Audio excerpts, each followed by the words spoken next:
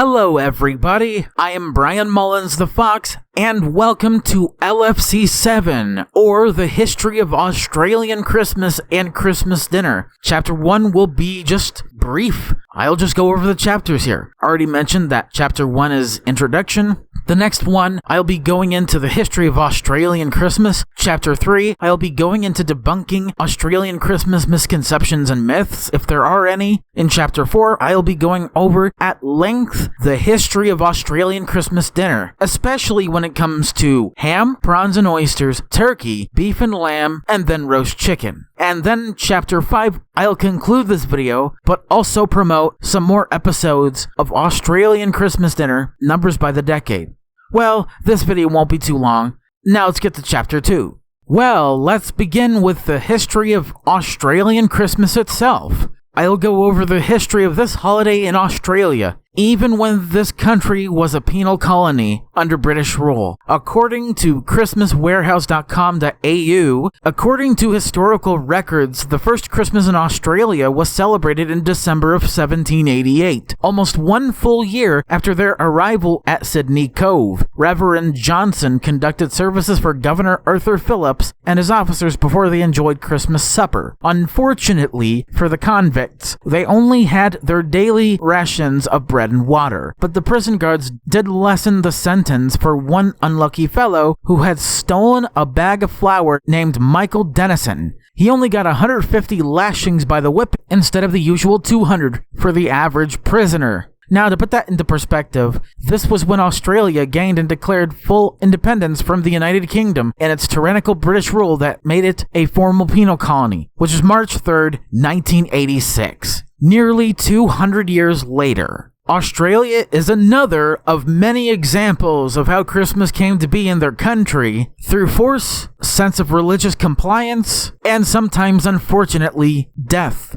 But at least when it comes to this, it's not the worst in comparison to what's happened in America and Canada, in comparison to the history timeline I've introduced to you quite recently. Now let's get into Chapter 3, which might be the second longest chapter in this whole video, right next to the one after that. Well, unfortunately, unlike what you might have been expecting, I'm not going to debunk Australian Christmas myths myself. I'm just going to show short clips of a Buzzfeed video that's already been made covering said myths back in 2020. And for those of you who don't know, I had my own myths about Australian Christmas dinner when it comes to when they have their dinner, how they would have it, and for how long. So, there will be other things I haven't mentioned now that I will mention later. So, brace yourselves. The link to it will be in the description box down below.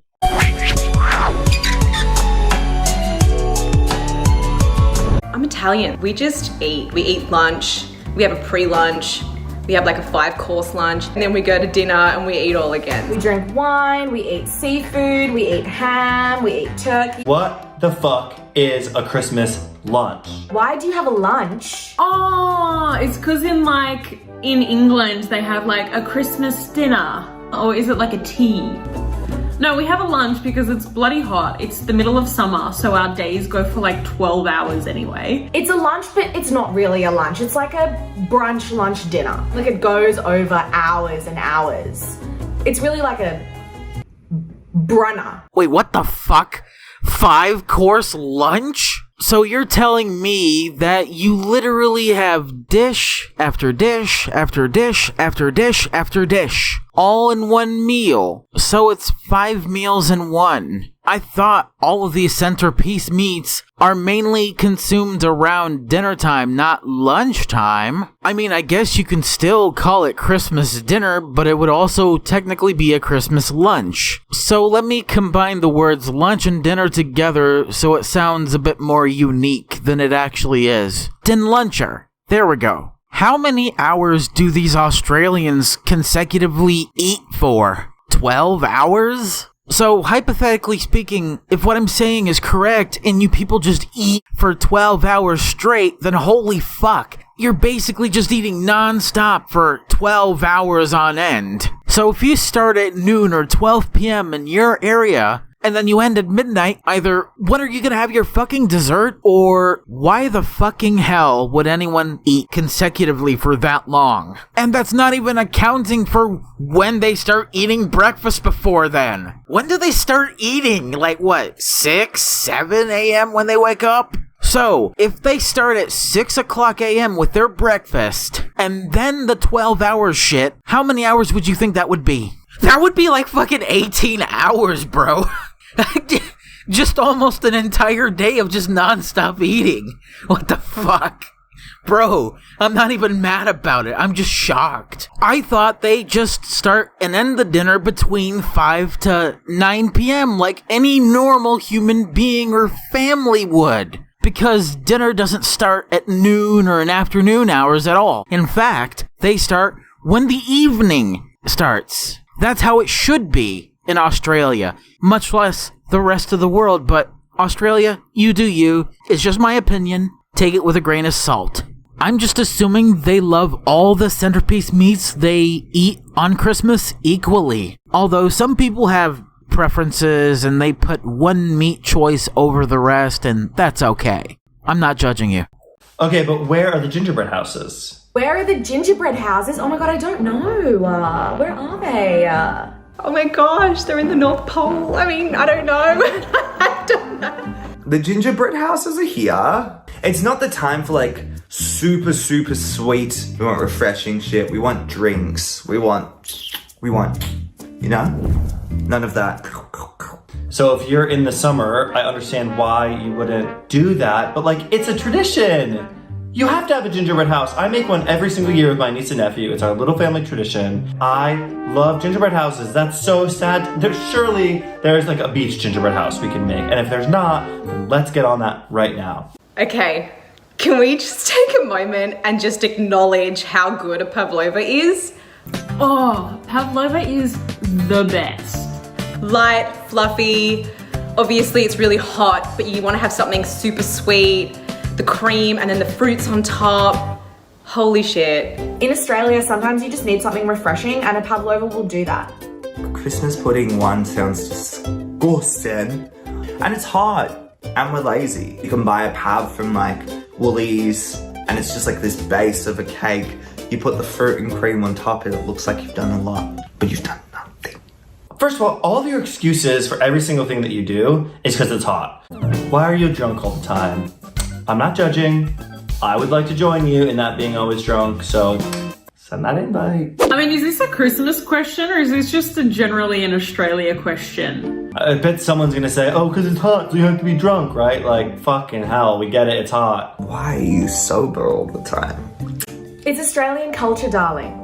You've got to just get on board and sip, glug, glug, glug. Okay, so instead of British Christmas pudding, they have fucking fruitcakes just like we have them here in America. We have fruitcakes in America, Canada, and Australia. Just not in the UK, so to speak. Hilariously enough, Australia doesn't even have a traditional gingerbread house making tradition. Much less gingerbread houses or even gingerbread men and women. Ain't that funny when it's so hot in your country, when your country's in the southern hemisphere as Australia is, that gingerbread men and women wouldn't want to be there. That's pretty funny. Also, to touch upon this before I end this chapter, don't blame it on us for your traditions. America came nowhere near your country and brought them there. It was actually England, and it wasn't pleasant. Nor was it pleasant for Australia's first Christmas back in 1788. Well over 197 years before they gained independence from British rule.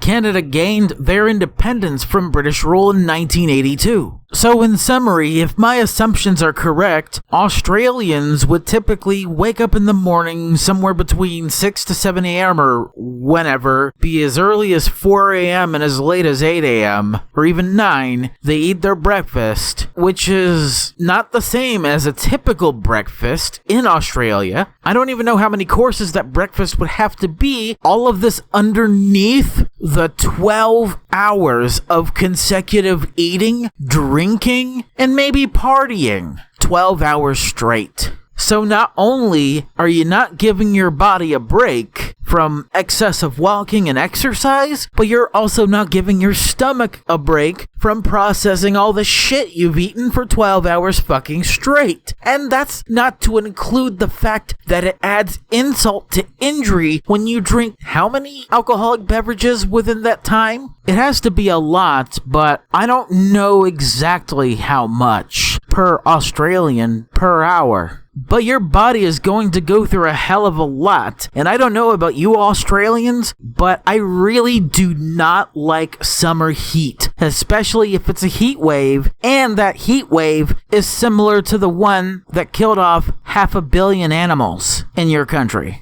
Climate change is a hell of a thing, but so is your 12-hour-long fucking den luncher that you would either be so full you wouldn't eat for the next 3 days, or you would be puking it out and shitting your pants consecutively for a whole week, maybe to the point where you need to go to the hospital and have your stomachs pumped from all that excessive eating and drinking. 'Cause Jesus Christ, that's a lot, and for so long. Australians, no human being on the fucking planet would want to or would be able to tolerate presumably 18 hours of eating consecutively to no end. Holy fuck. Okay, now let's just move on to chapter 4 and get into the deets as to the history of Australian Christmas dinner, and how the British made that country an even greater and bigger living hell than it was before your reign. Well, just like when it comes to having to debunk Australian Christmas myths myself, I don't have to worry about going in depth on the history of Christmas dinner in Australia, because one article already did that for me. In an article, according to The Conversation, called A Festive Feast of Fish and Fruit, the creation of the Australian Christmas dinner, published on December 24th, 2020 at 4:25 p.m. EST by Madeline Shanahan.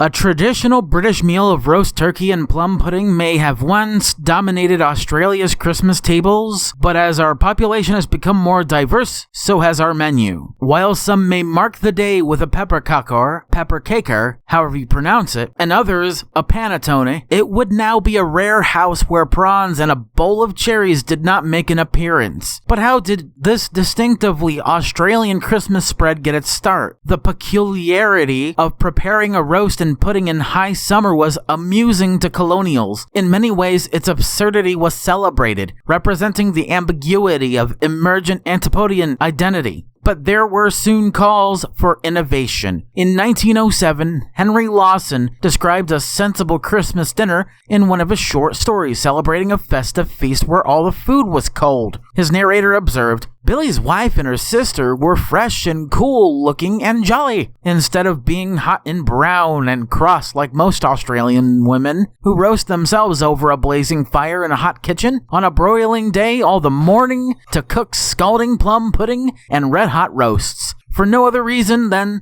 that their grandmothers used to cook hot Christmas dinners in England. Australian Christmas dinners, like this one in 1910, were once very British affairs, courtesy of Coffs Harbour City Council, cornucopias of festive fruits. From the late 19th century, new traditions developed celebrating summer. Tropical and stone fruits became increasingly popular as a seasonal addition to the festive spread, while the heady scent of mangoes and piles of ruby red cherries must have seemed extraordinary to migrants used to a winter Yuletide. The emphasis on fruit was far from novel. Fruit had long played a role in British Christmases. The heavy use of dried fruits, luxury goods imported from the East, underpinned the celebratory status of traditional favorites like plum pudding and mince pies. Oranges and apples appeared in the stockings of Victorian children and as decorations on the tree. In Australia, the bounty of color was perfect for the Victorian tradition of festive window displays, and grocers competed to wow crowds with cornucopias of fruit and flowers. In 1890, the Daily Telegraph reported on the Christmas Eve spectacle in Sydney's King Street Arcade. great masses of beautiful flowers at the florists and the magnificent spread of fruit nearby. The piles of oranges, lemons, mangoes, pineapples, apricots, nectarines, peaches, plums, cherries, red and white currants, grapes, gooseberries, and other fruits, decked with Christmas bushmaking, a picture worth traveling to see. Boxes of mangoes became popular gifts, so common that in 1945, a columnist for the Rockhampton Morning Bulletin decried, "If we get another Christmas box that includes mangoes, pineapples, or a watermelon, I'll scream." In the 20th century, the popularity of tropical fruits at Christmas was bolstered the development of another modern festive classic, the pavlova, which is the Australian equivalent of British's Christmas pudding.